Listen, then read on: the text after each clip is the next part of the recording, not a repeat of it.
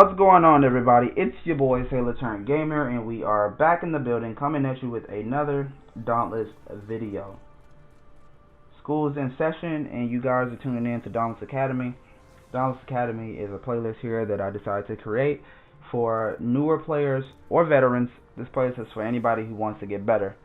The best way to be a better slayer is to get smarter. Getting smarter is going to allow you to outduel these behemoths, and it's going to allow you to learn more about the game.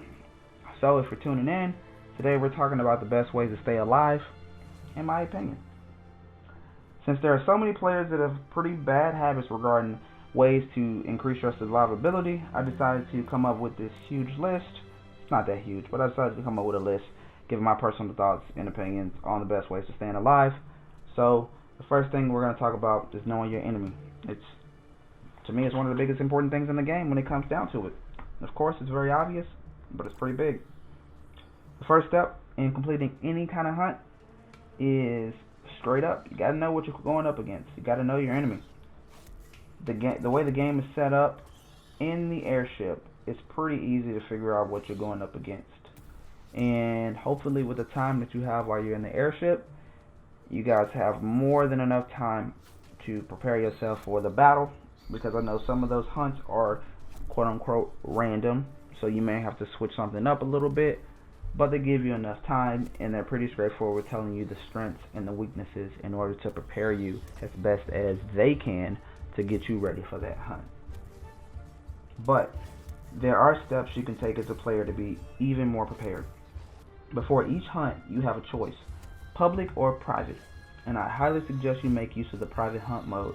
This will allow you to start a hunt by yourself, and when it's just you and the behemoth, you have a chance to study the small hints that will tell you its attack patterns. It'll tell you what type of abilities it's going to use, and then it's going to give you opportunities to be able to know when to dodge, when to move, where to go, where it spawns. It's just a great game mode for being a better slayer. Most importantly, it's going to get you ready for the 3 Ds: dipping, ducking, and dodging. Think of this as a training session to get yourself ready for the group hunt situation, so you're not the odd man out or the weak guy. No one wants to be a person that's there who wants to help but's not helping. Doesn't work out. If it's okay, then I suggest you try this game mode out. If you don't win, not a big deal. The point is to enter this and learn. And if you do win, great. Pat yourself on the back, review your notes, and get ready for a full group if that's what you're ready for. One of my best tips that I can provide for any slayer is to not overcommit. What you don't want to do is overcommit to any combos that you may perform, because it's a possible way to get yourself set up to take a lot of damage. Hey look, I'm a guy that's been playing Dauntless for a very long time, and as a Dauntless veteran, I still do it myself. Every time you get into a hunt, it's an opportunity to learn and get better, and try to improve on the previous hunt. So don't feel bad if you're still working on not overcommitting. It can be an itch that is hard to scratch. In the early game, it can be pretty easy to learn full combos, but as you progress through the game, it's going to get a lot harder to do those things, because the behemoths, they get faster, they get smarter, they just get a lot more difficult.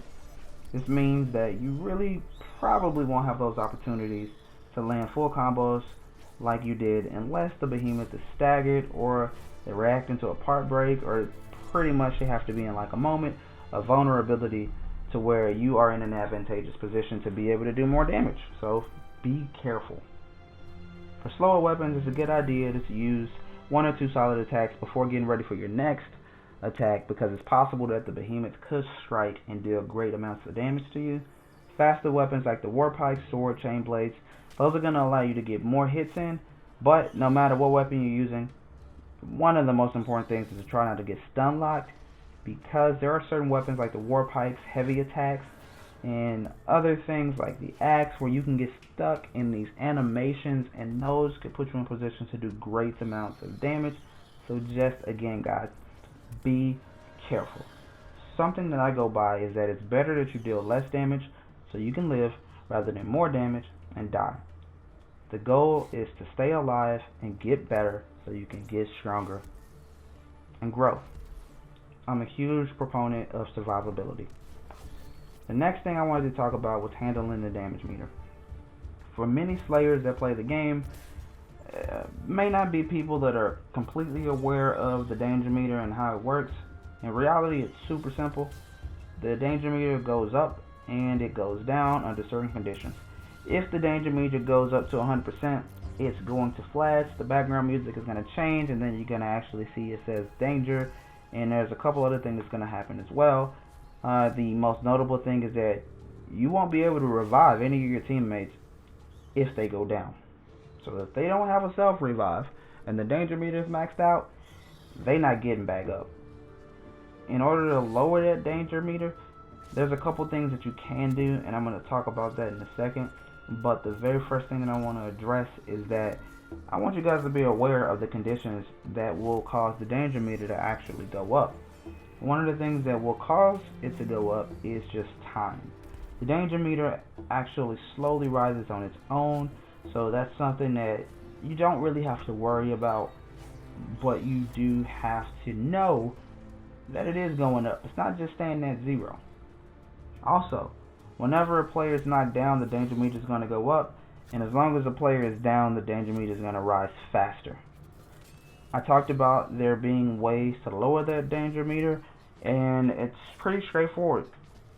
If a player is revived, the danger meter is going to go down, and if you're in a position where your danger meter is maxed out, and you can actually make it through that encounter and get the behemoth to run away, then your danger meter is going to drop. And once that danger meter drops, of course, you're going to be able to revive your teammates, which is clutch. Looking at this, hopefully everyone understands that being down is something that you guys should not underestimate. It's a huge deal. If you get knocked down once or twice and you only have one revive left, that could change the tide of a battle. And you might end up being in a group and going home and licking your wounds. Maybe even some of your teammates will rage quit, who knows. I do want to say, if a teammate is down, one of the most important things I could say is pick them up quick. If not for the reasons that I already provided, it's for the sole fact that these behemoths are smart. They know if you're trying to revive one of your teammates, it's very, very likely and very possible that a behemoth will probably try to stop you from doing so. So one of the smartest things I can say is, if you can get some of your teammates or even yourself to try to distract that behemoth and keep them far away from that down teammate, that might be the best way you can use to help your teammates who are down get back up and get back into the fight. Lastly, I do want people to know that this part is incredibly important. Once the danger meter reaches 100%, we already talked about how it's impossible to revive your teammates. But if the danger meter is close to 100% and it hasn't hit it yet, if you're in the process of reviving one of your teammates, you actually can save their life. So keep that in mind in those clutch and tough situations. One of the next things that I want to talk about is making use of your resources. This is very, very huge, so I want to address that. Everyone knows that when you start the hunt, you start with 5 potions and 3 revives. Also, whenever you get to your actual battle zone, the behemoth is always going to be near this thing called an ether vent. You guys know what they are. Big holes in the ground that you can use to get your health back. It's pretty huge. They're pretty clutch. The revive stem and the ether vent are some of the most important things that can be involved into a hunt, because managing those things will determine the way an outcome of a hunt actually goes, and whether or not it's going to be a great hunt or a bad hunt. Now, what I do notice is that there are some players that play and they go down, they use their revives pretty early on in the hunt because, of course, nobody wants to die. But in my opinion, this can be a poor choice, because if you have trouble this early in the hunt, you never know how the rest of it can end. And if you've used your revives that early, you may not have the option for an emergency revive if things got a little bit hairier later on towards the end. Ether vents. We need to address those. One of the things that I've also noticed as well is ether vents have been used by players as soon as they take a little bit of health damage, and that's something that you don't want to see. Before using an ether vent, I highly suggest you guys to just take a look at the situation. Really, really think you have to be smarter than these behemoths in order to come through successfully at some of the later game stuff. You have to consider that particular piece of advice when doing that, because your team could be in danger later on, and you using those Aether Vents instead of using your own health potions is something that could separate the battle and slow down the tides and put you guys in a position to be less successful towards the in-game hunts. So just think about it. One of the biggest things that I can say when it comes down to being a better Slayer and ensuring that you guys can survive is developing a playstyle. Developing a playstyle is really huge, and it's one of the most important things that I can say. The game is a very long process getting your way from the beginning to the end, but again guys, developing a playstyle is one of the key ways you can go. I do want to say before we wrap this video up, I will be posting in the description box below a series where I have build videos that are on repeaters and hammers, and we will be coming out with more and more as time progresses, because it is best to know which way you want to play and work your way towards that particular play style. So A, you don't waste your resources on other things that you're not feeling. B, you can get better with whatever weapon or play style you decide to play as. And C, you can max that armor out really quickly. Be efficient in it before deciding to move on. Developing a playstyle could be the part that separates you from living or dying. So, when we talk about the best ways to survive, the best ways to stay alive, consider that, guys. Handling the damage meter, knowing your enemy, making use of the resources that you have, and developing a playstyle. If you do those things, you're guaranteed to stay alive. And with that being said, guys, I am Sailor Turned Gamer. If you guys enjoyed the video, please be sure to give it a like and a share, and be sure to join the fleet by hitting that sub button. Until then, this Sailor be out in the open ocean. I'll catch you guys in the next video. Peace.